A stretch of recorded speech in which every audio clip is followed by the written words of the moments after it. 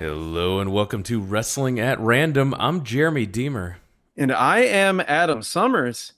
And we are here for the very beginning of season 3 of Wrestling at Random. Is that right? We're doing a third season? That's what's happening today? I've missed everyone. I've missed doing these shows. I'm glad to be back. We've been doing bonus content. If you're a subscriber to the bonus content, you haven't missed a beat between season 2 and season 3. But for those of you who've been waiting patiently, we're back. I'm excited to be here. I'm excited to dig in to season 3, which the theme is just whatever the randomizer wants this season. Yes, exactly. There is a little bit of structure to it, but the general theme is there. Season 1, it was all big shows, pay-per-views, Clash of the Champions, Saturday Night's Main Event, big arena shows from the territory days. Season 2 was all randomly chosen, randomly selected weekly TV episodes from pretty much any promotion or territory all around the world that we could find and dump into the randomizer. Here in season 3, the randomizer is full of everything. And the only guideline is that 1 week we'll do a big pay-per-view type show. The next week will be a TV show. And the reason we're doing that is because just simple numbers. There have been thousands and thousands and thousands more TV episodes than there have been of pay-per-views or big TV specials or arena shows. So just to make sure that this doesn't end up being primarily a TV season, that's why we're doing that. Yeah, for those new listeners, we scraped the internet for all of the wrestling. We dumped it into a device we call the randomizer. We fire it up, it randomly chooses shows for us to watch. And yeah, we're gonna alternate between big shows, weekly TV shows. Remember, the entire back catalog of this podcast is here, and we will reference it throughout. So if you are joining us now for season 3 because you're excited to hear about the show we're about to review, just know we've got an entire back catalog of podcasts waiting for you. And that show we're going to review tonight is the Survivor Series, our first WWF Survivor Series. This one's from November 23rd, Thanksgiving night, 1989. Now, it's not our first show that we've done featuring 8-man tag elimination matches. If you're a bonus content feed subscriber, if you've been listening to, as we sort of playfully called it, season 2.5, you'll have heard us talk about a particularly absurd 4-on-4 elimination match from Texas Championship Wrestling in 1980. But yes, this is the first true Survivor Series that we've reviewed on any season or feed of this podcast. And a little peek behind the curtain, this is one that the randomizer pulled last season. Obviously, it would not fit into the TV season 2. So we just left it aside and said this will be the one that we do for episode 1 of season 3. Yeah, so I mentioned this show took place on Thanksgiving night. The Survivor Series was coined the Thanksgiving night tradition for many years. I remember as a child telling my parents we got to hurry up and leave my grandparents' house and on the north side of Chicago. We got to hurry up and get home because I got to watch the Survivor Series. Well, the Thanksgiving night tradition, you could talk about it with Survivor Series, but that goes back much further in pro wrestling than the Survivor Series. That goes back, most territories would run big shows on Thanksgiving night and on Christmas night. And I believe we've even talked about a few of those here on this podcast. So it's weird because it's one of the few times where I felt like the WWF did something that harkened back to / was almost an homage to the territory days after they killed them. That's right. The territories had big shows on Thanksgiving, but the biggest show took place Thanksgiving night, 1983. That was the night of NWA's Starrcade event, headlined by Ric Flair challenging NWA World Champion Harley Race.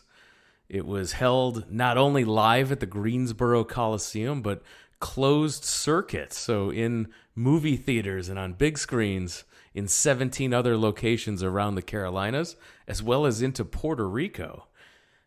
Dave Meltzer, the Wrestling Observer newsletter, in writing about the history of Thanksgiving wrestling, notes that just prior to Thanksgiving of 1983, just prior to that Starrcade event at the NWA's convention, Vince McMahon Jr., Vince McMahon Sr., and Jim Barnett, the director of operations for the NWA at the time, all resigned from the NWA. This was the prelude to the WWF's national expansion. They were attempting to sign every big star with the strategy that they take the top draws in the local areas, they buy television time slots in the existing areas, then they run in those areas using the local stars and a crew of national stars. Vince McMahon Jr., in fact, had a secret meeting with Harley Race right before Thanksgiving. He offered him a big guarantee to bring what most fans believed to be the legitimate world heavyweight title, bring that title to the WWF, where no doubt he'd drop it in a unification match with Hulk Hogan, who Vince McMahon had just signed to be his flag bearer and was about to be made champion. Race turned down that offer and would participate in the Starrcade event. Thanksgiving in most of the 80s meant some of the biggest wrestling shows of the year. The mentality was that families would get together in the afternoon, and by the evening they wanted to go out and do something. The movie business had its traditional best weekend of the year. That showed that people wanted to go out often with their families.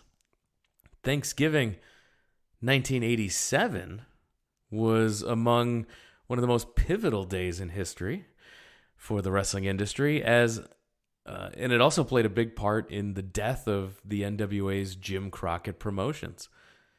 Crockett announced his company would do its first ever pay-per-view event, the 5th Starrcade event, on November 26, 1987, Chi-Town Heat at our beloved UIC Pavilion in Chicago. Oh, yeah. Wasn't at that show, but I think, well, I know I was at quite a few WCW shows, and I'm sure you were there as well. That Chi-Town Heat show, what I remember that most for, and I don't know if you're going to get into that, was the fact that the Road Warriors did not win the tag team titles from Tully on and that Orange. show. Yeah. Everyone thought they were going to win the belts. It was their gimmick hometown of Chicago. They were the big act there. They did not win the tag team titles, and they never really drew as well in Chicago after that for many, many years. I think a lot of people look at that as a direct result, a direct reason why. Yeah, and it was a big deal that they were running a Starrcade in Chicago, first time out of the Carolinas. At the time, Crockett was desperately trying to combat the perception that his company was a Southern wrestling promotion because it's strong in the Carolinas and secondary to Vince McMahon's WWF, which was based out of New York. So moving this event to Chicago was part of that strategy. Vince McMahon, however, he created the Survivor Series to run on pay-per-view from Cleveland the same night as Starrcade 87, that as a way to prevent Crockett from having a successful debut on pay-per-view. In those days, pay-per-view events were rare, and most cable systems only had one channel, so you couldn't run two pay-per-views at the same time. The key was Vince McMahon had the proven success on pay-per-view coming off of WrestleMania 3, which was a huge success, which, when we say huge success, it did 400,000 buys at a time where there was only 5 million homes that could have pay-per-view. Knowing who had the leverage, Crockett agreed to move his show to the afternoon, which negated the whole key to why Thanksgiving worked, which was going out in the evening with your family. So he moved it to the afternoon. Cable companies, short on pay-per-view product, they got excited because they were going to market the two events together as a package deal. Starrcade in the afternoon, Survivor Series at night. But McMahon realized that this could actually be a benefit to his competitor. And so he didn't want to help both sides. And so he told the cable companies that they would have to pick one show or the other, knowing that he had all the leverage as a proven pay-per-view winner. To make it more emphatic, he said that any company that aired Starrcade 87 would not be allowed to have WrestleMania on pay-per-view in 1988. Only 5 cable companies ended up airing Starrcade on pay-per-view. The sabotage was successful, and it eventually led to Turner Broadcasting buying Jim Crockett Promotions the next year in 1988. The company would go on to be known as World Championship Wrestling, WCW. That's another podcast. The Survivor Series, which debuted that Thanksgiving night, 1987, still exists today at the time of this recording in 2021. And it would run its final Thanksgiving night edition of the Survivor Series in 1990.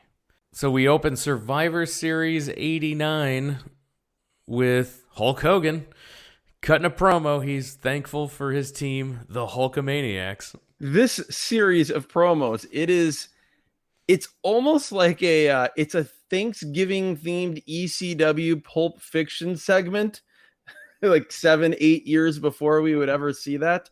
It's basically every guy on the roster saying in 5 seconds what they're thankful for, and it's all as cheesy and gimmick laden as you could possibly imagine. Did you yeah, it was all just one-liners and lame, but did you catch what Piper said? What did Piper say? I'm sure I did, but refresh my memory. No, I didn't understand him, so I rewound it, and then I didn't understand him. So then I turned the captions on. Oh God! And he says, "I ain't Ricky Rude," and that was what he said. Yes. He basically did a Rick Rude impersonation. What he thought was a Rick Rude impersonation. He was speaking in a high pitched tone of voice. I'm yes. like, what did he say? I literally had to turn on the captioning to figure it out. It did almost sound like he said he ate Ricky Rude, which would be completely different. But no, this whole show, we'll get into it. This is just a weird WWF show. This opening thing, this montage again of the entire roster one by one doing 5-second one-liners, talking about what they're thankful for here on Thanksgiving night was just strange and weird. And yeah, that takes us to the arena. We're in Chicago, Illinois, at the dump that is the Rosemont Horizon, now known as the Allstate Arena. Yes, an absolute just pit of hell, that building. We both despise it. Yes, there have been many great wrestling shows there, but if you've ever had the misfortune of going to a sold-out event at the Allstate Arena and trying to get through the concourse, or worse yet, trying to get out of the parking lot with its one exit, you would agree with both Jeremy and I. Yeah, and the worst concessions possible. The worst concessions possible. And also, quick aside, minor league hockey building that has higher concession prices than the NHL hockey building in Chicago proper. What in the world? It's like $8 for a pretzel. I don't know if there's ever been I don't know if there's another building that has had so many great memories, and it was just such an awful place. It's a newer building, but I would say the second floor of Barclays Center. Of the Barclays. And I experienced that a couple of years ago as well, where the bottom level is the most palatial, state-of-the-art indoor sports arena you've ever seen in your life. And then the upstairs, the 200 level, the balcony, that area in the concourse, it's like an abandoned construction site. There was nothing up there. Yeah. Zero. And it was finished. There was just nothing. There was like one stand where you could get a pretzel and then one beer cart. That was it. Here in the Allstate Arena, Jesse Ventura and Gorilla Monsoon are your commentary team. And the opening contest, we hear Jive Soul Bro, so I'm excited. Yes, we do. The Enforcers come out. This team does not include Arn Anderson somehow. No, it does not. He'll be up later. Yes, this is the Enforcers featuring the captain, the big boss man, with Bad News Brown, the model Rick Martel, and the Honky Tonk Man. This team is awesome. Yeah, what a crew we have here. We've got two legitimate badasses, one great wrestler, and your longtime close personal friend, the Honky Tonk Man. The Honky Tonk Man. Yeah. Their opponents are.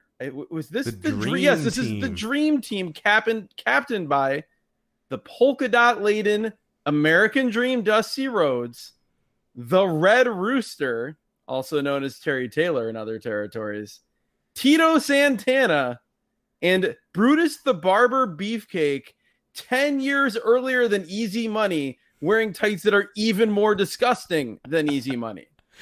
Yes, they come out. Dusty comes out with his own entrance. Everyone else comes out together. And, yeah, Santana and the Honky Tonk Man, they start out. We just get we get Honky Tonk Man just doing his thing, so I'm a big fan. And then you're the one. It amazes me that you hate Greg the Hammer Valentine. Oh, you hate Greg the Hammer Valentine. He'll be on the show later, and I'll have thoughts. You cannot stand him, but you are a unironic fan 100%. of the Honky Tonk Man. You and Vince McMahon, who is such a big fan of Elvis Presley and the Honky Tonk Man, that he wanted to debut Honky as a babyface. Honky, he kicks him and then runs to his corner in comical fashion to tag in Martel. Yes. And we get our Strike Force battle here with Rick Martel and Tito Santana. A couple notes. Yes, I wrote Strike Force explodes. I also noted that Tito Santana has not let go of this team, even though Rick the Model Martel flushed it down the toilet, as Tito is wearing his Strike Force tights. Just before Martel gets in, though, Jesse Ventura says that Honky and Chico are a main event anywhere in the country.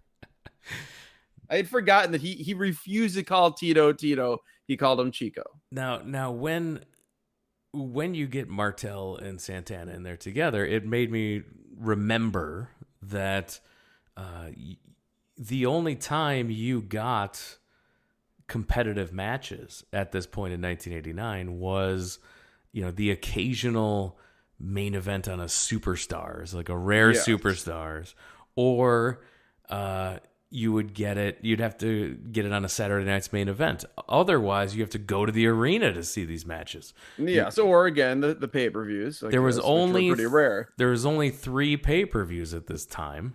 4. 89 had the first Royal Rumble on pay-per-view.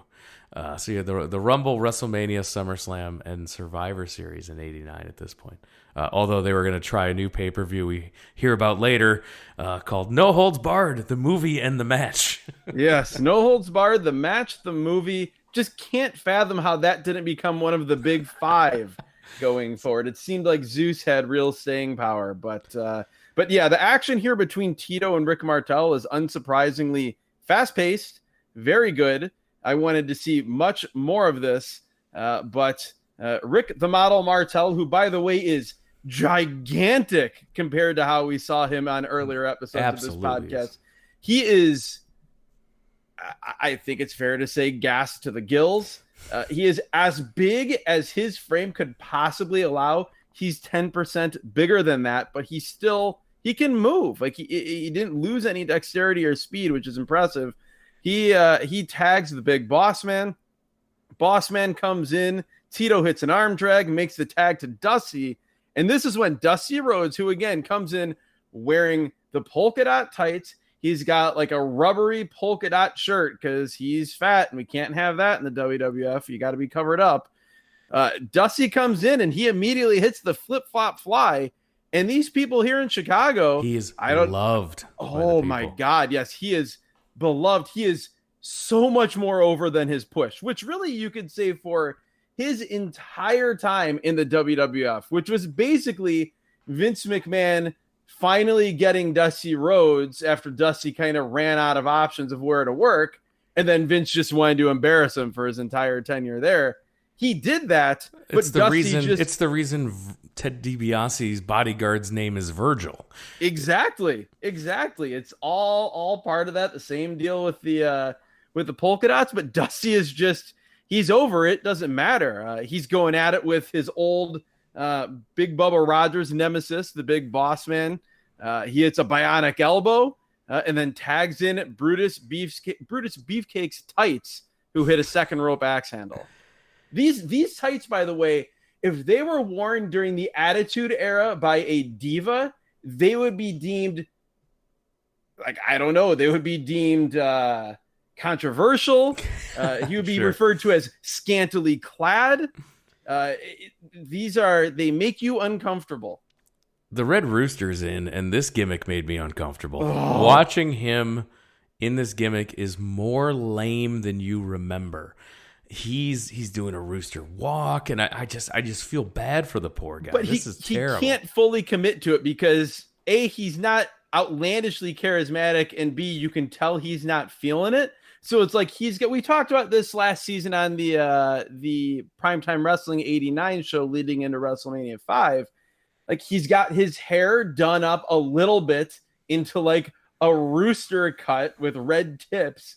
And he does this like half-hearted rooster walk.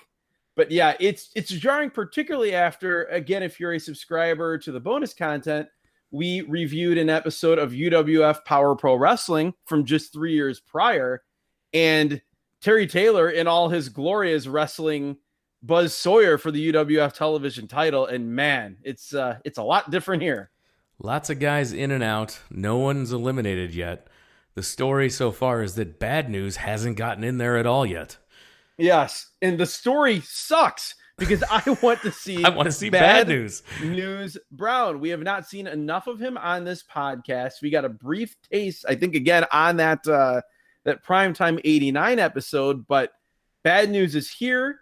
Again, when you see him, you think, wow, Steve Austin took a lot from Bad News Brown in terms of the Stone Cold Steve Austin character. But yeah, the theme is that he's a loner, and these other three dastardly heels think he's too unstable or scary or dangerous to really associate with him in this match. And Bad News, yeah, he's just hanging out in the corner. Model and Tito are back in together. Tito's running wild, goes for a figure four, but Martel counters with a hair pull. Santana gets a roll up. Model rolls through and has a handful of tights, and Santana is pinned for the first elimination. Yeah, I would not have picked Tito Santana to be the first guy gone. I wanted more Martel Santana. My favorite part of the first part of this match, though, is when Honky Tonk Man tags in. This is a couple of minutes prior. He starts doing the Honky Tonk Man dance, and Jimmy Hart, who is on the floor with his megaphone, just yells out loudly but calmly, "Looking good, Honky." And that is immediately one of those things I write down in my notebook as things that can only be said at a wrestling show. That's right. Dusty comes in with Martel. He throws a drop kick, which always surprises me. Yeah, this was like when you're watching heavy All Japan. Dusty throwing a drop kick. This is like when you're watching All Japan and you see Stan Hansen throw a drop kick, or as we've talked about before, we're surprised every time we see Jim Neidhart on one of these shows throw a great standing drop kick. This was great from Dusty. Monsoon calls Brutus Beefcake Brudai. Like he the loves plural, calling him that. Like the plural of Brutus. Like there's multiple Brutuses, and he calls him Brudai. I don't get it. Well, because Hogan would call him Brother Brudai, and so that's, you know, hey, just be glad he wasn't calling him the Booty Man. A bear hug by the boss man on the rooster, and Monsoon not critical of this bear hug, so it must have been well placed. Yeah, it was well done enough to not warrant a criticism, but not well done enough to warrant a praise. Big turning point of the match. The boss man tags Bad News in. He didn't want to tag in. The rooster brings Bad News into the ring over the top rope. Bad News then proceeds to beat the rooster down. He holds awesome doing it. Just basic stuff. He's so good. But his acceleration and intensity on everything, again, I could just watch him doing clubbing overhand blows to the back or, punch/throat chops, just stuff like that. I could watch him do for 15 minutes and not get old. Yeah, he's holding him for the boss man who accidentally hits Bad News. The boss man apologizes. They shove each other, and Bad News walks off. He's counted out, and we're down to 3-on-3. And I am angry because, again, I immediately say I'm robbed of seeing a ghetto blaster. Boo. Yes. We got just a small taste of what Bad News Brown can do here. As you said, he's counted out, and now we go back to the boss man and Brutai going at it. Yeah, eventually we get Beefcake in with the Honky Tonk Man. Honky beats on him until Beefcake hits a high knee, shades of the future Booty Man, yes, and gets the pin on the Honky Tonk Man. So now we're 3-2 advantage baby faces. Yes, and this is where I note that these Survivor Series matches, much like a 2 out of 3 falls match, you end up seeing finishes that aren't the finisher, usually putting guys away. So, take your pick whether you like that or not, but it's definitely something that feels different than the normal match. Martel beats down Beefcake forever. Beefcake from the apron goes for a sunset flip on Martel. Martel sits down for a pin, grabbing the ropes for extra leverage. The referee sees this. When Martel lets go of the ropes, Beefcake gets him in that sunset flip and gets the pin.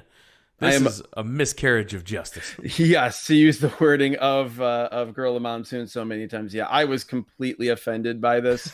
I also was amused as Rick Martel hits a backbreaker just before this, that Gorilla Monsoon just flat out says, direct quote, "That was not all that well executed."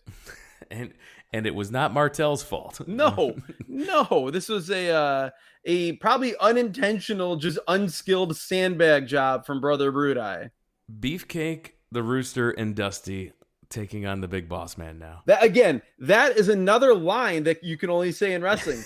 Beefcake, the Rooster, and Dusty. Rooster gets caught with a Boss Man slam, and this was an awesome Boss Man slam for the elimination. Yes, completely endorsed this elimination, both of Rooster, the character.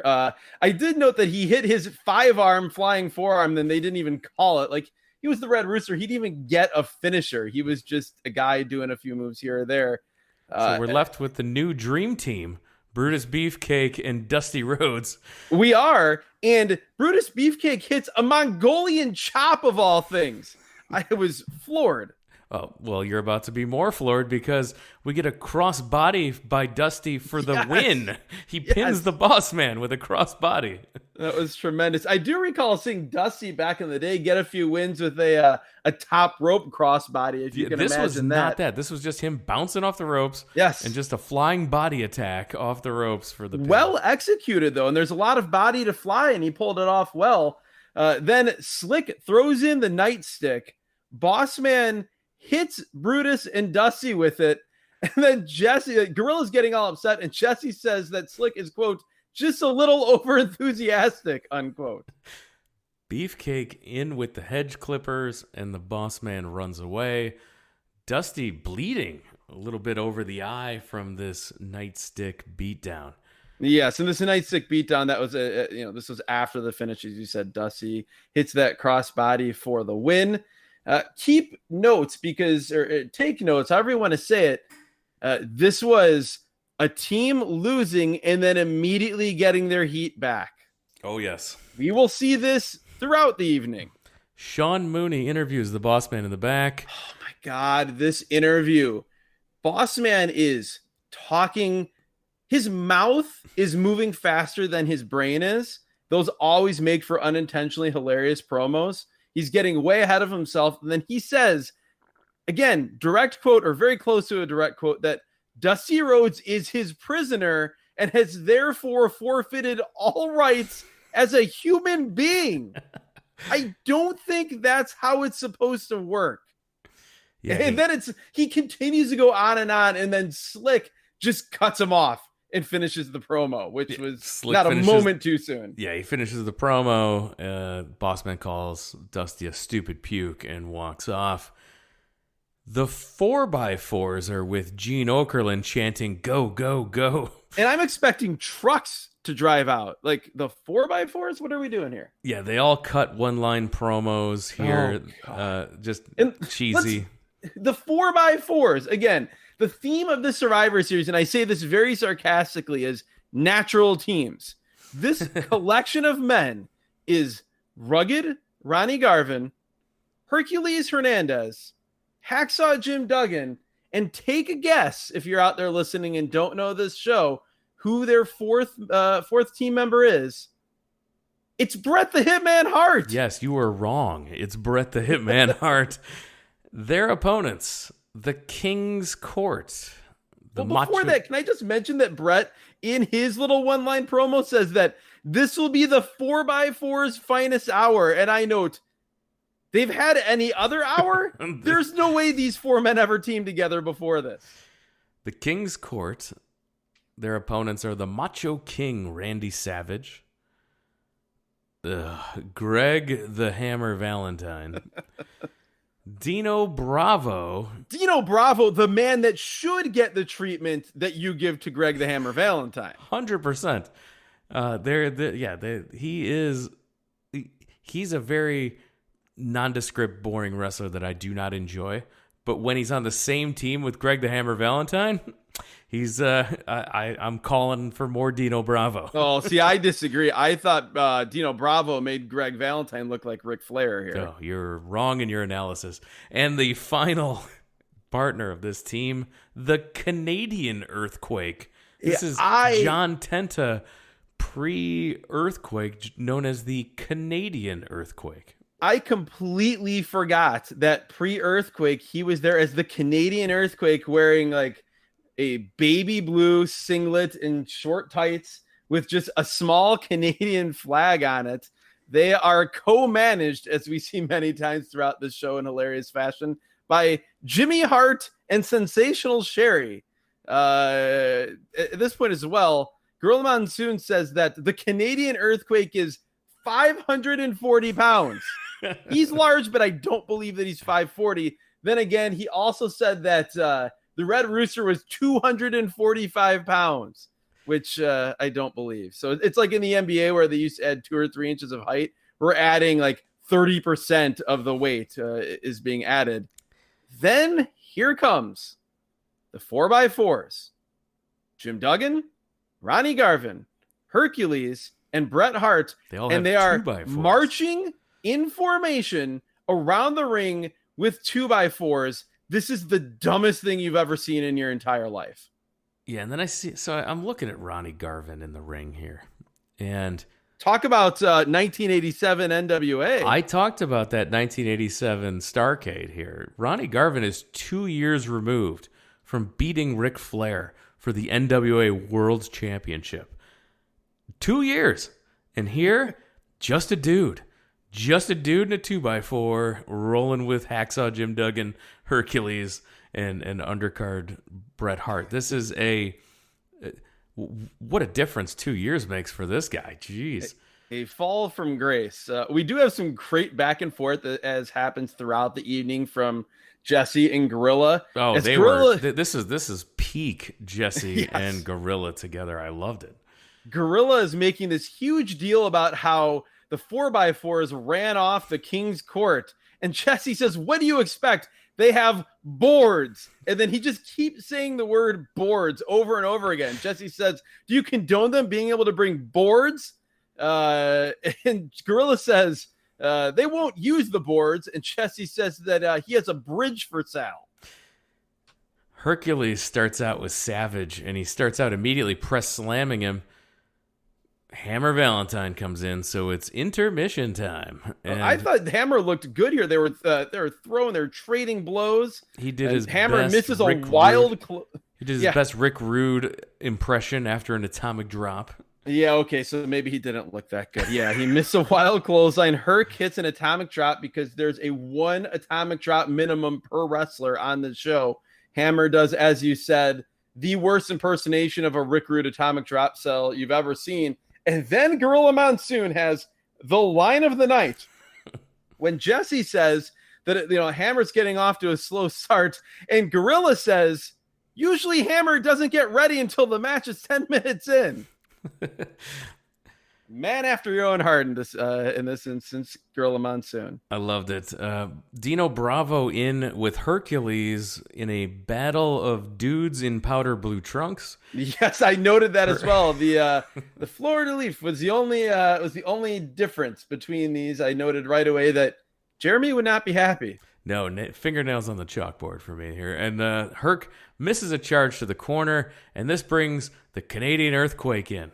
He comes. Oh, it does. He comes in and he immediately eliminates Hercules with a big earthquake splash, or as we like to refer to it on this program, in deference to and honor to great Big Josh, a Northern Exposure. That's right. He comes right in, does the earthquake ass to the chest drop, the Northern Exposure, as Big Josh would call it, and he's eliminated. So it's 4-3 King's Court. I actually think, by the way, if we're talking about victims of the earthquake splash, that Damien is a superior pro wrestler to Hercules Hernandez. The bad guys are beating on Garvin. We get a good chop battle with Hammer and Garvin. That was... Yes, hearkening back to some of their battles in the NWA. This was awesome. So that was good stuff. Duggan blind tags in, catches Hammer with a clothesline, and gets the pin. Yes, probably the most you've enjoyed Jim Duggan in your life, right there. He pinned Hammer with a clothesline, 3-3. Good riddance, Valentine. This was great. It wasn't any normal clothesline, though. It was the Old Glory 3-point stance clothesline. Savage clotheslines Duggan over the top and comes in for quick offense and tags out. I'm not getting enough Savage in this match. No, well, we're not getting enough Savage. He's just looks, again, like beamed from another universe compared to the rest of these guys. And then I am livid because we have yet to get Randy Savage and Bret Hart. No, I know. The only reason I want to see this match. We're all waiting patiently for it. Impatiently. Instead, we get Duggan with Bravo. We get Garvin Wake in there. Garvin. Yeah, Garvin's in there. We do get a Garvin stomp. Yes. Garvin How goes. about Garvin going for the sharpshooter on Dino Bravo? Yeah, is this where Bret learned it? Sharpshooter on Dino Bravo. But this is where Bret learned the hold, I think. Bravo to the eyes escapes, and then we get Hitman in with Savage. Yes, please. And then Hitman and Savage just tag out. Boo! This was terrible. Like, they were only in there for like 2 seconds, but the 2 seconds we didn't get great. Much. The crowd was super into them facing off. Oh yeah. We get a reverse of a buckle shot, an inverted atomic drop. Savage tries to counter, and then that's it. They tag out, and the crowd boos, and so do I.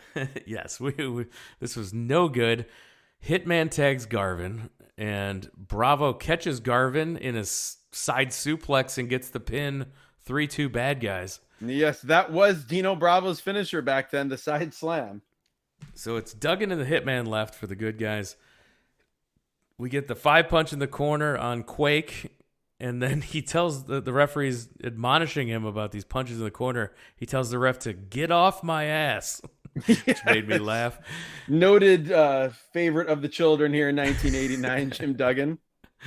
So he tags Savage back in, and finally we get more Hitman and Savage. Now, Savage gets beat up. He gets tied up in the ropes. Good guys are double teaming Savage. Savage missed a knee drop, and then we get a perfect backbreaker by the Hitman. Yes. These two are so smooth, especially for how clunky everybody else is. Like, it stands out so much more. They're smooth, but it's not that smooth going through the motions. We've talked about it before. The best wrestler, yes, exactly, aggressive smooth. I cannot describe how badly, when watching this, I desperately want to see a main event level match in 1989 between Randy Savage and Bret Hart. Just, two completely different characters and in some ways different styles, but man, did they mesh well here. And again, part of it too is they stand out because of the dreck that we had for the rest of this match, but just Awesome stuff. Also, what was great was when Jesse Ventura said, when they passed out brains, I don't know where Duggan was. Bad guys, triple team Hitman in the corner. Bravo's holding Hitman, and Hitman is able to drop down, and Savage knees Dino Bravo. Hitman tries to go to his corner to tag, but Savage is able to grab the leg of Hart to keep him from making the tag. But Hitman's able to leap and make the tag to Duggan. And Duggan comes in with a low energy running wild. Yeah, Duggan was sweating profusely. He was feeling it, and I don't mean the energy. He looked pretty exhausted, pretty blown up here already. Oh yeah, you want to talk about a guy going through the motions at this point. Bravo hits a shoulder breaker, tags Savage in. Savage goes to the top rope, nails the just a gorgeous flying elbow. It's perfection, and Bret Hart gets eliminated. It's 3-1.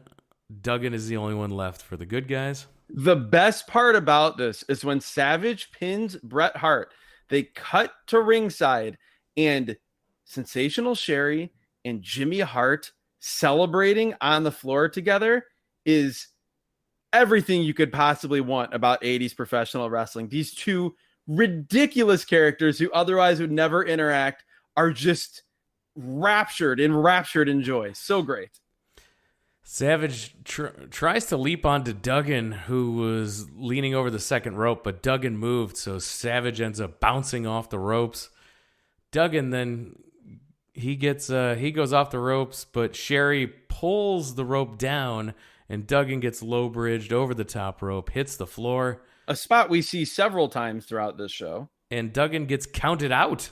So your winners are the Macho Man, Dino Bravo, and the Canadian Earthquake. Duggan gets counted out.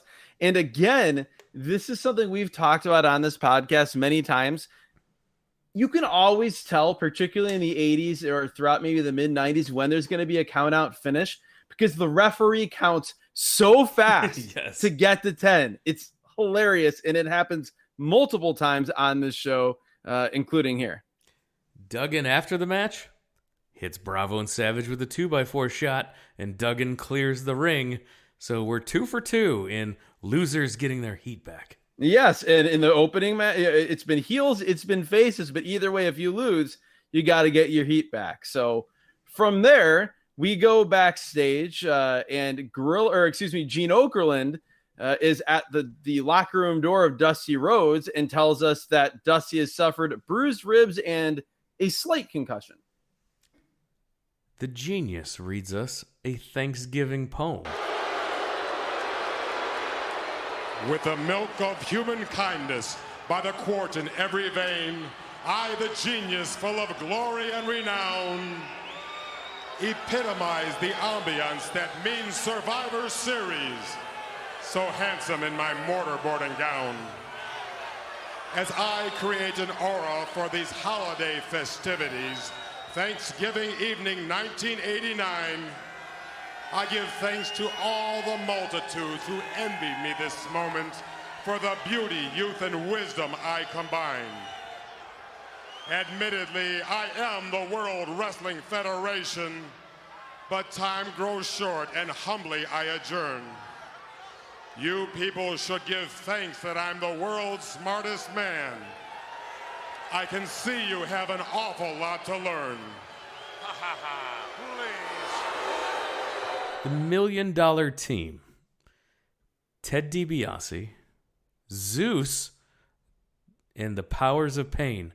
Zeus being Tim Tiny Lister, star of No Holds Barred, star of the Friday movies, and a movie actor. Ted DiBiase's partner, Zeus, and the Powers of Pain. Yes, and if you want to hear more about Zeus and No Holds Barred and everything that went into that, go back and listen to our Saturday night's main event episode from season 1, where Zeus interferes, I guess you could call it, before the Hulk Hogan Big Boss Man Steel Cage match. Yes, go back and listen to that episode. It's waiting patiently for you in season 1 of the podcast. It's in the back catalog. and their opponents. This team. You want to talk about a natural team? It is as if you fired up WrestleFest, the arcade game, and unleashed the randomizer on that. It is Jake the Snake Roberts, Demolition, and a Hulk Hogan.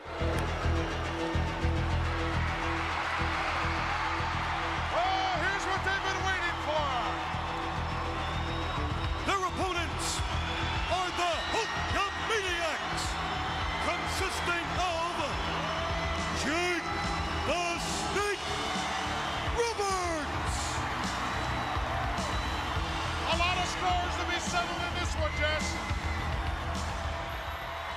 Almost put out of commission forever by the $1 Million Man, Jake the Snake Roberts. What a miraculous recovery. The World Wrestling Federation Tag Team Champions, Demolition. Well, get a chance to see how they match up against the powers of pain. We're going to see a lot of interesting matchups, Gorilla, in this one.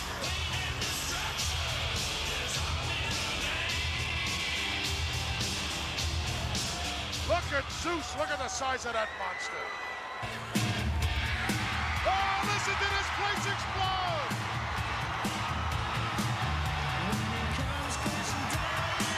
They're on their feet here, this capacity crowd. World Wrestling Federation Champions, Hulk Hogan. Take a look. The greatest professional athlete in the world today. Oh, look at that.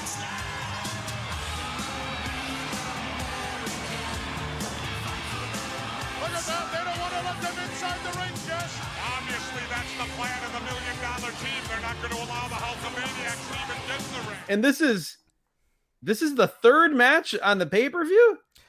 That's right. I don't know. Did Hogan have a flight to catch? Where was it? This is house show rules, and Hogan gets to leave before intermission. I don't know what's going on, but this is, for one, seeing Hulk Hogan team with Axe and Smash, and even more so to see Hulk Hogan and Jake the Snake Roberts as friendly baby faces teaming with each other. This is like war level, and I don't mean like international conflict. I mean Tenryu's promotion level of oddball teams here. Hulk Hogan is the WWF champion. Demolition are the tag team champions. And Jake has a snake.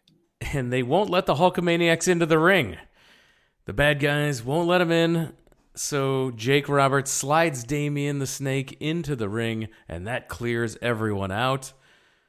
And then Hogan and Zeus are being held apart. And then we see Hogan spitting at Zeus, which is hilarious because Gorilla Monsoon gets outraged later when someone spits on a baby face. Yes. So Jake the Snake Roberts starts out with Zeus, of course. Zeus demands Hogan get in, and then Jake obliges. So he plays to the crowd, gets the crowd to really want Hogan to come in. Hogan comes in. They trash talk in the center of the ring. They start shoving each other. And then Hulk Hogan proceeds throughout this next sequence to move faster than I've ever seen him move in his entire life. I don't know what got into Hulk Hogan in this match, but with so many guys on this show just kind of going through the motions, Hogan was working his rear end off. This was like Japan Hulk Hogan. He hits a hard axe bomber on Zeus, then hits a high knee. He bounces off the ropes and hits a high knee that is certainly better than his brother Brudai. Nothing doing there. Hits Zeus with a body slam and a no-sell from Zeus. But man, Hogan's looking awesome here. He is, and he will look awesome again later. He goes a million miles an hour at certain points in this match, and it's super impressive. Yeah, he's got his working shoes on today.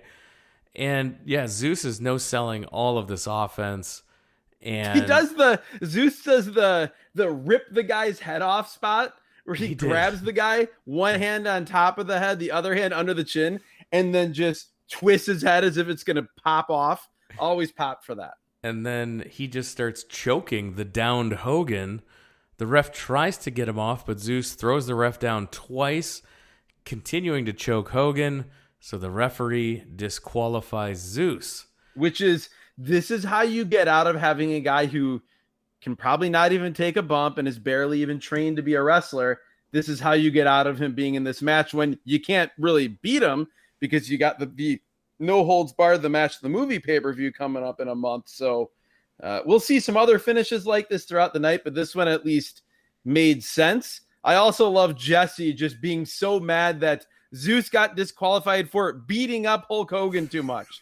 oh, he's not done yet. He is offended by the officiating in this match to the point to where, and we'll get to it later, but I'm almost shocked that he didn't get fired after this because he's making Hogan look so bad. And I understand if it was Jesse or later when it would be Bobby Heenan. No, this is over the top. This is, again, and Jesse Ventura despises Hulk Hogan legitimately. So this isn't surprising, but it is so over the top. And he is doing everything he can to make Hulk Hogan look and sound like a coward who gets preferential treatment. DiBiase working over Hogan. Hogan gets a boot up and makes the tag to Jake.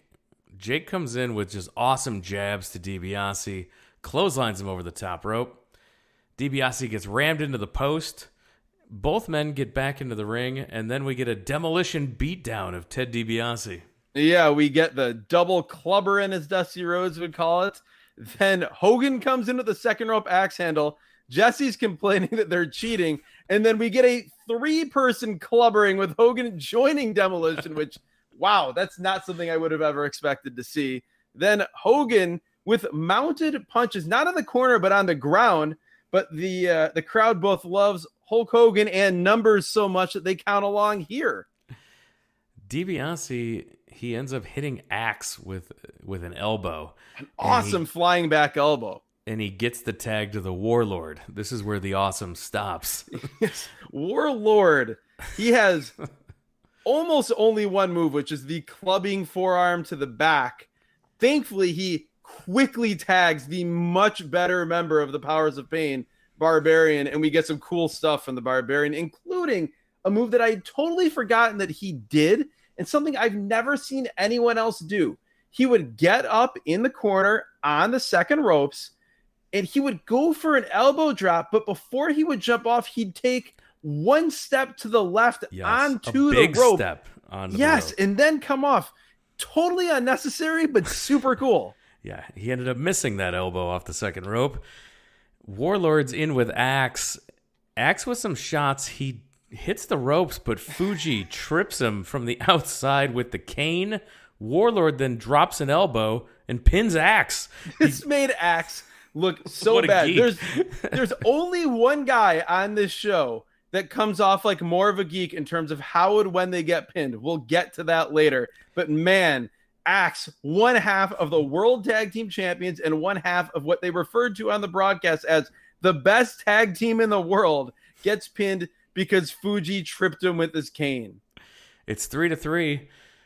Smash in with Barbarian. That was fun. Double teaming on Smash. We get DiBiase in. Awesome DiBiase fist drops. I love that falling fist drop. Yeah, it's so good. You love getting two of them because every time I see him doing it, I'm like, man, I'd like to see that again. Here, he did it. DiBiase tried a back elbow drop, like a falling backward elbow drop from the middle rope. He basically tried to do a second rope elbow drop version of what his falling fist drop is like. Missed it in great comedic fashion. Smash. So Smash grabs DiBiase. The Barbarian blind tags in. Smash then hits a hot shot across the middle rope. DiBiase took this hot shot like the amazing pro he is. Yes, this was a warm shot, middle rope, so it can't be a hot shot. But yeah, DiBiase, I thought DiBiase looked fantastic in this match. He was one of the best in-ring performers on this entire show. And you hear a lot of people talk modern days that, oh, this guy should have had the WWF title. This guy should have had it. And people look at it through the lens of that championship now in modern days where it's just like a participation trophy. Everybody gets it. You could not watch Ted DiBiase here and not think that he should have had a run with the WWF Championship at some point. He was awesome. So after this hot shot, Smash turns around, Barbarian hits a clothesline off the top rope, and pins Smash. So the Warlord and the Barbarian both with pins on the tag team champions. They're gone. 3-2 for the bad guys. Jake is in, and he gets beaten down by the bad guys. He tries to fight back. He does his wild misses and then just crumbles to the ground. Yeah, Jake was awesome here. So Again, good. you don't think of Jake that, at least me, my memories of him are not that much as a babyface. Often, like Ted DiBiase, we talked about on a recent episode on the bonus feed, where we saw Ted DiBiase teaming with Dr. Death Steve Williams in the UWF as like the happiest baby faces you've ever seen. It's weird, but it works with great wrestlers. And man, seeing Jake the Snake sell as a babyface was a revelation here. Oh yeah, he took quite a beating. DiBiase with a pile driver, Barbarian to the top. He missed a flying headbutt. This allows babyface selling Jake to crawl across the ring and tag Hogan. Hogan comes in, he runs wild, beating up all three guys. The Warlord hits Hogan from behind, and the Powers of Pain miss a double clothesline. Hogan clotheslines both of them. But then the Powers of Pain hit a spike pile driver on Hulk Hogan. Well, so let's back up here because this whole thing is so weird. Hogan hits a counter, like he counters and hits a double clothesline on the Powers of Pain. Somehow, with no transition, this leads to them, like they don't attack Hogan, kick him, beat him down, and then hit the spike pile driver. We go from double clothesline on one end to them hitting a spike pile driver, and it's not even like they did some dramatic no-sell. It was just like somebody removed 2 minutes of video from the match. There's a missing transition there. It was so weird. So they hit the spike pile driver, right? And then all of a sudden, the bell rings. No pin has happened. So we're left to wonder what is going on. And then we learn that these two men, the Powers of Pain, were disqualified for spike pile driving Hulk Hogan in a company and a territory that does not have a no pile driver rule. We just saw one moments earlier, and they were not in the ring together for longer than the 5 count. So not even Jim Ross could get mad about this. This was so bad. And this is where Jesse Ventura lost it. He totally lost it. It's worth watching this show and this match just to hear Jesse Ventura lose his mind.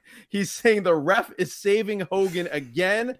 Once again, Hulk Hogan wins because he's getting beat up too much. And he is, as he so often has been through 3 seasons of this podcast, he is correct. He is the voice of us watching this. Yes. I was right there with Jesse. I was livid. He's the voice of all the non-Hogan fans as well. This was incredible. I can't believe it. He's saving Hogan again. Not once, no, twice Hogan's gonna get saved in this match. Referee may have just disqualified both members of the Powers of Pain. This makes me sick, Monsoon. He disqualifies Zeus because he beats up Hogan. Now they disqualify the Powers of Pain because they beat up Hogan too. Oh, he disqualified. So what happens here? What this means is that it was 3-2 Powers of Pain and Ted DiBiase. That was over Hogan and Jake the Snake. Hogan gets murdered with a spike pile driver, and this leads Hogan and Jake the Snake Roberts to have a 2-1 advantage on Ted DiBiase. DiBiase puts on the $1 Million Dream Sleeper. Hogan's fading. The arm drops twice, and I'm expecting him to Hulk up here, but he doesn't. So Jake comes in to make the save. You know, he doesn't. The arm is falling, and Earl Hebner is about to ring the bell. but Jake makes the save. Also, he was pinned when he was in this $1 million dream, and the ref doesn't count this whole match. And again, Hogan was awesome in this match. This is honestly one of the best performances I've ever seen from Hulk Hogan, just in terms of bell to bell and the effort he put in. But this entire match seems to be put together to make Hulk Hogan look as bad as possible. It is so weird. Well, and you're watching this beatdown now, and you're just hearing Jesse Ventura's rant in your head going, yeah, you're right. Well, also, then when Jake comes in, so remember earlier, we had the disqualification. The Powers of Pain were disqualified because ostensibly one of them was in the ring illegally, and they did damage. Jake comes in here illegally, makes a save, and Jesse is screaming, rightfully so, how come Jake wasn't disqualified? This is sickening, he says. Another $1 million dream again by DiBiase.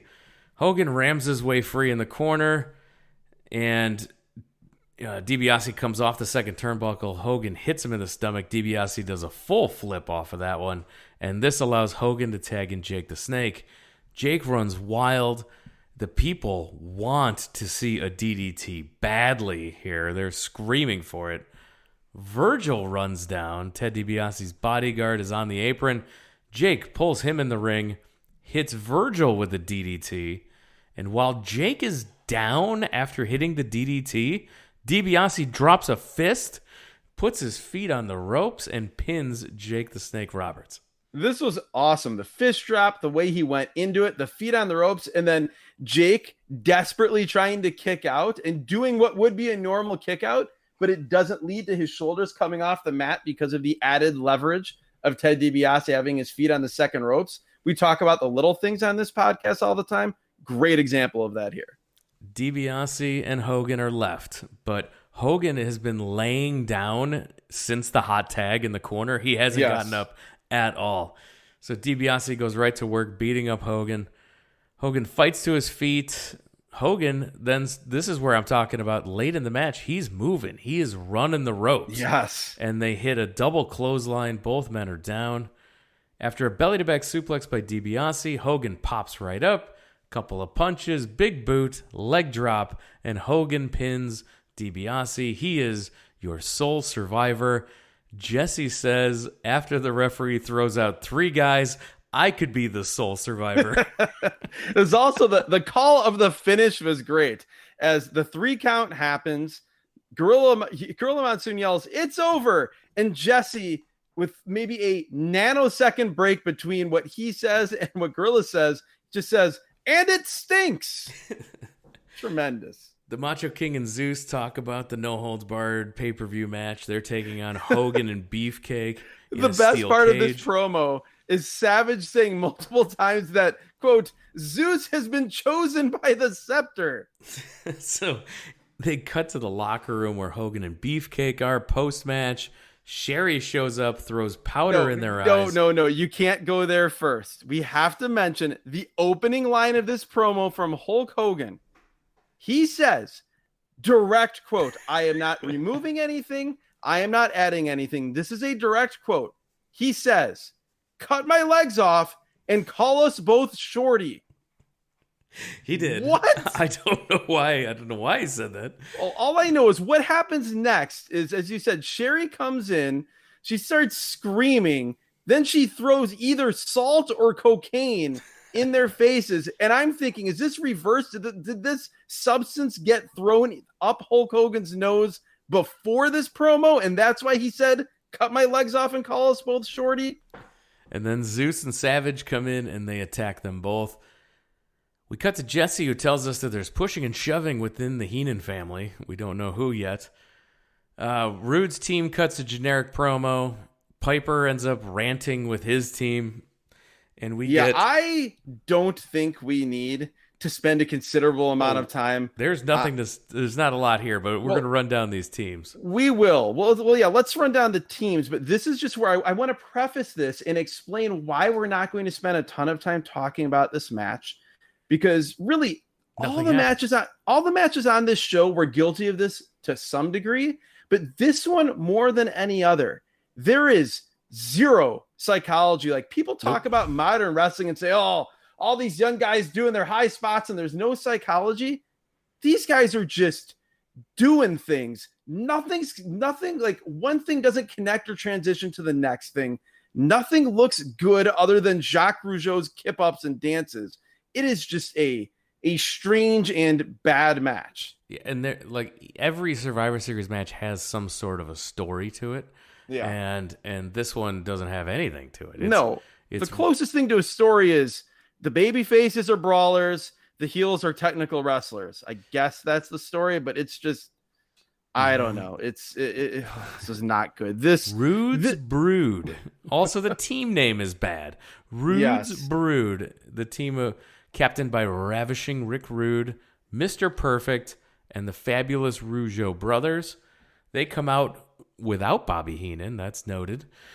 They're taking on Rowdies, which is Jimmy, Superfly Snuka, the Bushwhackers, and Roddy Piper. I note at this point that the only way that team could be worse is if it's Piper's family from that episode of Nitro that we reviewed in 1997, where it's the random boxer, the random Taekwondo guy, and then John Tenta. So, yeah, like you said, nothing happens here. I could watch Mr. Perfect get bounced around all day. He's better than you remember him. If you've never seen, a lot of listeners of this show might not have seen Mr. Perfect from 89 to 91. Go back and watch this guy. In 91, he got the back injury after the Bret Hart match from that SummerSlam. But go 89 to 91, and you will see Mr. Perfect is just one of the all-time greats in just that 2 years span. One of the most complete wrestlers. As you said, a totally unique way of bumping that was over the top but didn't take you out of the match, and just, as you said, bouncing around. There's a double noggin knocker, which we see again multiple times throughout the show, but where he does this like helicopter sell and spins through the air twice, 2 rotations before landing. And then the other thing is just a freakishly effortless athlete. You see him hitting these standing drop kicks or these high speed sequences where these running leapfrogs. He's just 100% agree with you. He's one of those guys that I think people think of as like, oh, like he was a pretty good Intercontinental title level guy, and they kind of lump him in with a lot of other guys that only got to that level, and he is so much more and so much better than that. Superfly eliminates Jacques Rougeau with a splash off the top. Piper hits a pile driver on Raymond Rougeau and eliminates him. So I was disappointed. I wanted more Rougeau ridiculousness. I wanted Jacques just flipping into the ring and then doing a kip up for no reason and doing his little dance, them hugging in the corner. I wanted much more of that than what we got from a lot of these other guys in this match. Nope. 4-2 baby faces. Mr. Perfect rolls up Butch and gets a 3 count. Rude hits the Rude Awakening on Bushwhacker Luke, so they're out, and we're tied 2-2. Thank goodness. The only thing worse than a Bushwhackers promo is a Bushwhackers match. Roddy runs wild on Rick Rude. They spill out to the floor. Double count out. So it's Snuka and Mr. Perfect left. Perfect hits the Perfect Plex, his Fisherman Suplex with the bridge. Gets the pin. Your sole survivor, Mr. Perfect. Well, he does. So he hits the Perfect Plex, and it's awesome. It's a counter. Snuka sets for a backdrop, and Perfect, like all in one motion, bounds off the ropes, like leaps through the air, lands perfectly into the front face lock position, hits the Perfect Plex, gets the win, and then Jimmy Snuka immediately after the 3 count pops up as if he didn't get hit with someone's finisher and gets his heat back. What the hell? He ends up beating up the Genius afterward as well. So another one getting their heat back after the match. In the back, Rude's team celebrates. Sean Mooney asks where Bobby Heenan is, and he's told, none of your business. The Ultimate Warriors team cuts a promo. Oh my God. this promo and this team. So it's the Rockers, and then it is, I mentioned the word cocaine earlier.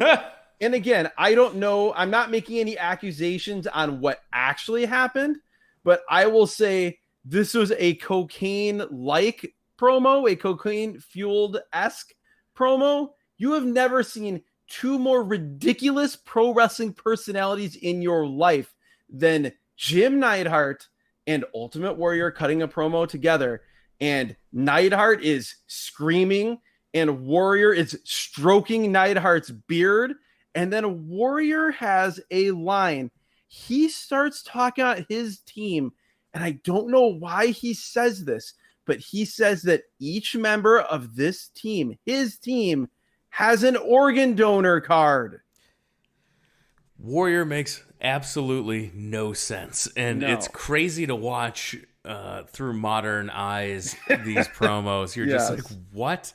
Unbelievable. Like, I celebrate them all for being organ donors. That's cool. I guess that makes them baby faces a little bit, but I just did not understand the connective tissue between organ donor card and the Survivor Series match. So they've run down the card multiple times on this show, and every time they talk about Bobby Heenan's family, the team of Andre the Giant, Haku, and the Brainbusters, multiple times throughout this show. But when we cut to the ring for this match, it's Bobby Heenan's family, Andre the Giant, Haku, and Arn Anderson. Heenan is dressed to wrestle. There's no Tully in there. And Heenan nobody is dressed like Andre the Giant. Yes, he is. He's got the Andre the Giant singlet on. And nobody is asking where Tully Blanchard is except for me. Yeah, pretty much. This is he's definitely not mentioned. And we looked it up, we did the research, and from the Tully Blanchard Wikipedia page, an unimpeachable source as always. I'm bookmarking it right now. I don't know why I didn't have it bookmarked before. This is what happened. Tully Blanchard and Arn Anderson were planning a return to the NWA around this time.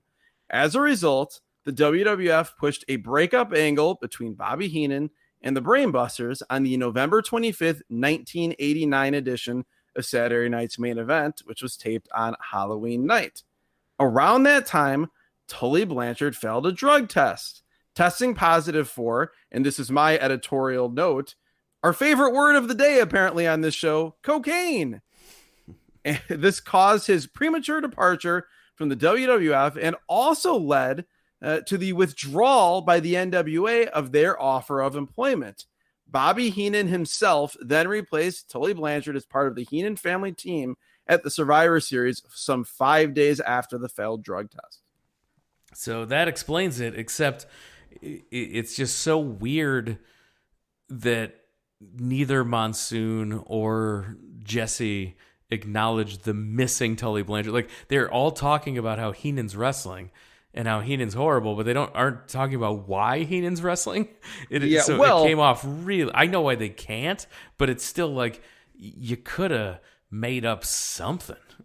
Well, what came off worse to me was that Tully Blanchard failed a drug test for cocaine, but I just watched that Jim Neidhart Ultimate Warrior promo, and so I'll just leave it at that. So yeah, their opponents are Jim the Anvil Neidhart, the Rockers, and the Ultimate Warrior, the Intercontinental Champion, the Ultimate Warrior. I am hoping for more than anything in this match, and really only in this match, much like earlier with Randy Savage and Bret Hart, I want Shawn Michaels, Arn Anderson interaction. We were robbed of that on that primetime show where we were promised a Rockers Brainbusters tag team match that ended in like a minute and a half of the double disqualification. So we better get some double A and Shawn here.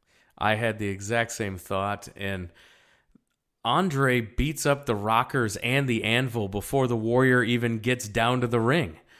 And then here comes the Warrior. He's running down. He clotheslines Andre the Giant over the top to the floor. But as soon as Warrior got into the ring, him and Andre are in the ring together. They ring the bell. So the Warrior clotheslining Andre over the top to the floor. The referee starts the count, and Andre is counted out immediately.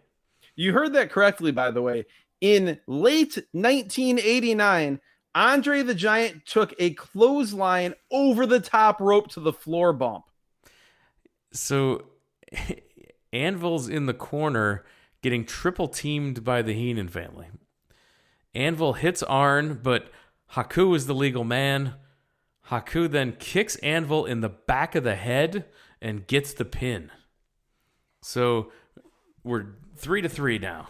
Yeah, like a super kick style, a thrust kick, a savate kick, as Gorilla Monsoon called it. Except Gorilla doesn't acknowledge Heenan as a member of the team. No. The Rockers double team Haku. We get a lot of fast tags in and out.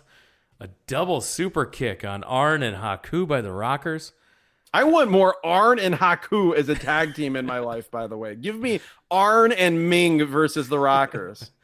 Heenan then tags in because Jannetty was hurt, but Jannetty punches Heenan once and he quickly tags back out. This was hilarious, and I immediately am just so excited to see more Bobby Heenan taking bumps here. I for so late in his career, he didn't take any bumps. So I forgot that we're going to get some Heenan beatdowns here, and it's going to be awesome. Oh, yeah. And I'm super excited for this because I grew up hearing stories from my dad who watched wrestling in the late 60s and early 70s and would just tell me these crazy stories of seeing Bobby Heenan bumping around the ring for the Bruiser and the Crusher, bleeding all over the place. So I'm like, oh my God, we might get a little bit of that here. Then I'm also thinking, well, this is Bobby in late 89, so I don't really know how much he can bump. Maybe he's just gonna bail. More on that in a few minutes. Jannetty's down again, so Heenan tags in. He lays in some kicks and a knee drop and goes and he gets the pin and eliminates Marty Jannetty. This is incredible. This is what I talked about earlier when we said there would be one person later on in the show who would look even worse in terms of dropping a fall. And this was Marty Jannetty, who he got hit with a super kick, and they're trying to push it like that's what ended this. But he got hit from Haku. There was with so much time between that. There was so much time between, and he kicked out. He immediately kicked out at 2 from the super kick, and then eons passed. Bobby came in, stomped Marty a couple times, hit a knee drop, and pinned him. Marty Jannetty has never been more Marty Jannetty than he was here. The barbershop window incident was less of a push downgrade than this was. Haku misses a crossbody. Michaels goes to the top, and Warrior gives him a push and a good shove off the top rope. And Michaels, like a rocket launcher. Yeah, Michaels hits a crossbody off the top and gets the pin. Haku is out as well. Can we talk about how fast Arn Anderson is moving in this match? He is a man possessed. He is flying around the ring. And again, at this point, I'm angry. It's Arn and Warrior, and I want Arn and Sean. And I also feel terrible for Arn, by the way, because he's trying his best with the Ultimate Warrior. But that, as anyone who's watched the Ultimate Warrior knows, doesn't necessarily lead to anything good. It's a rough go of it for Arn with Warrior. It is, but then he does tag in Shawn Michaels, and we get Arn Anderson and Shawn Michaels in together, and they are great together to the surprise of no one. They're great together. Like I said, Arn is absolutely keeping up pace with 1989 Shawn Michaels, which is a sight to see. We see Shawn moonsaulting out of the corner over Arn, drop toe hold, then wipes Arn's face in the mat.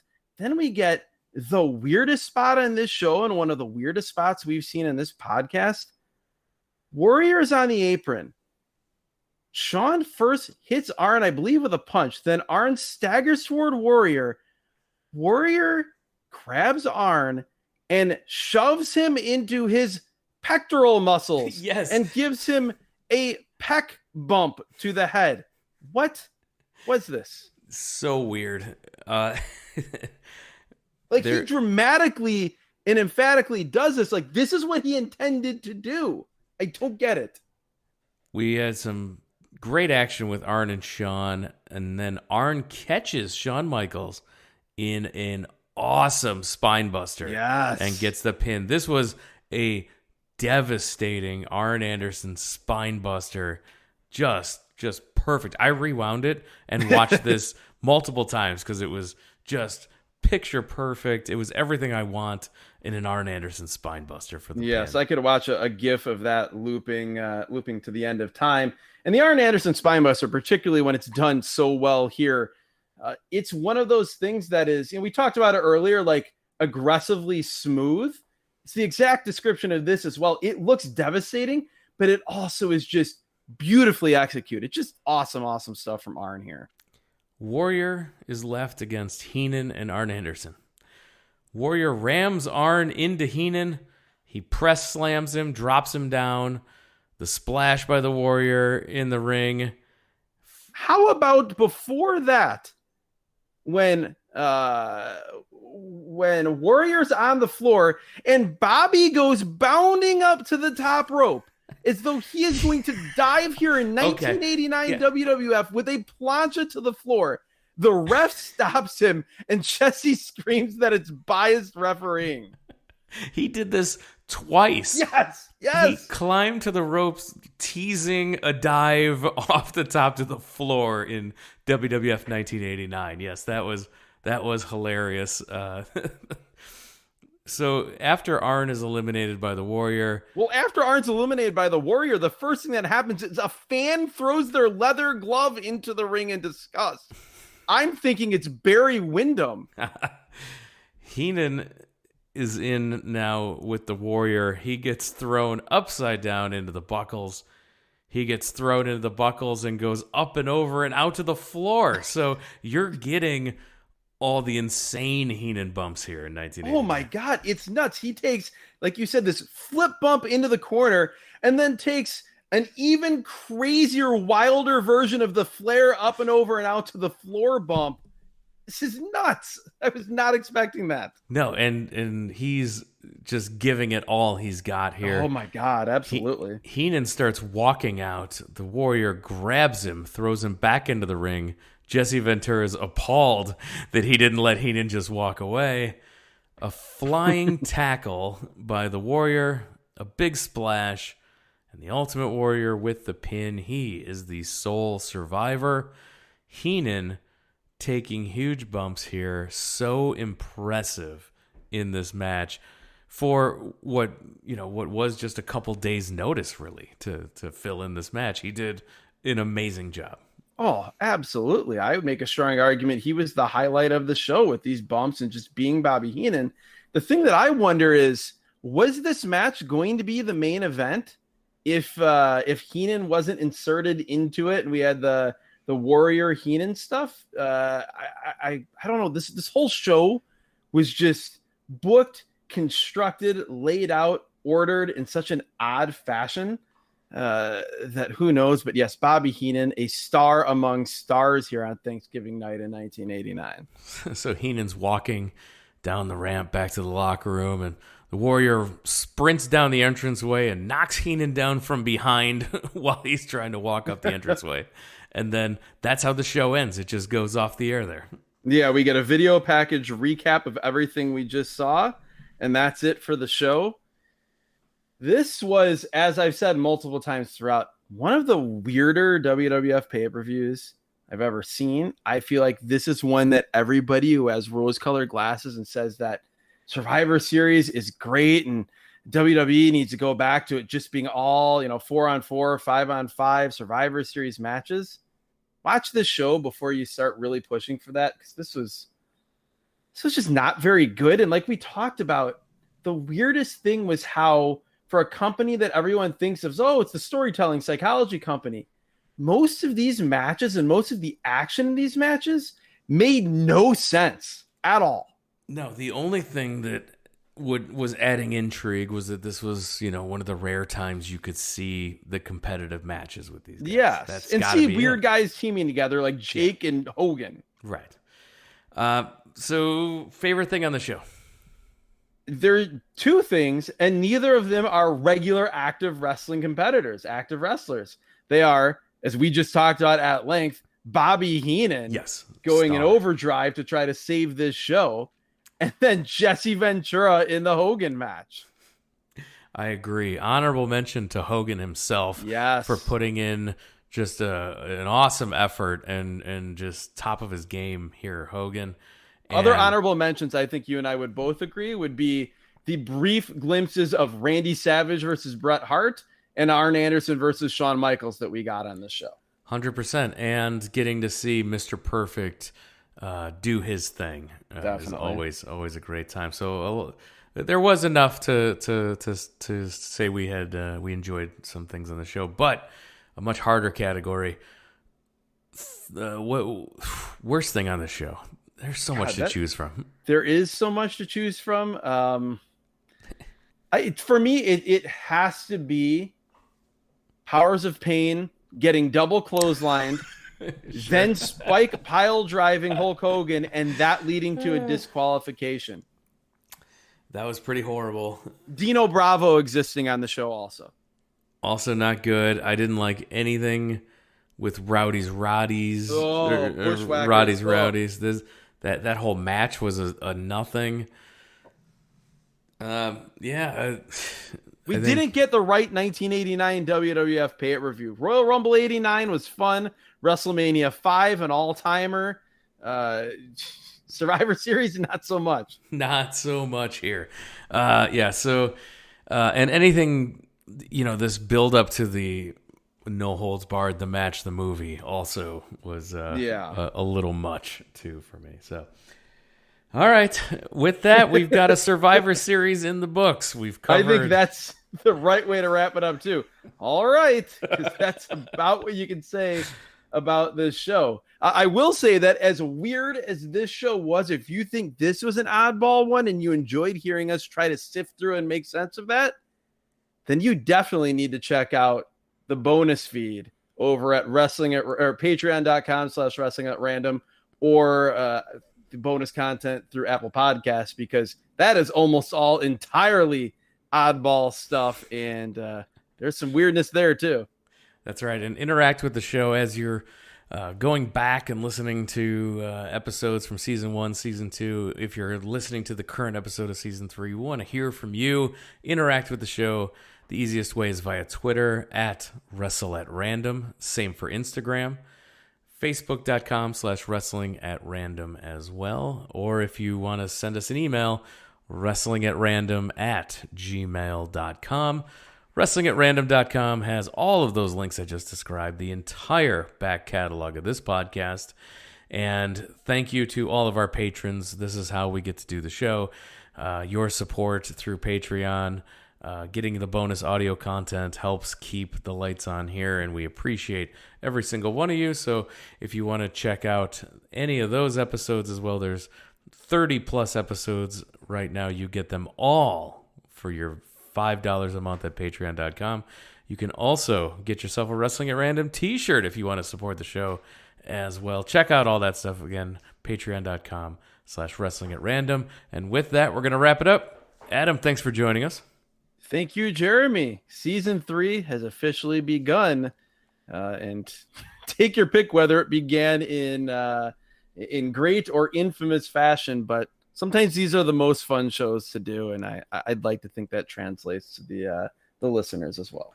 Definitely. I've definitely had fun as well, and hope you did too. Thanks, everyone, for listening, and we'll talk to you again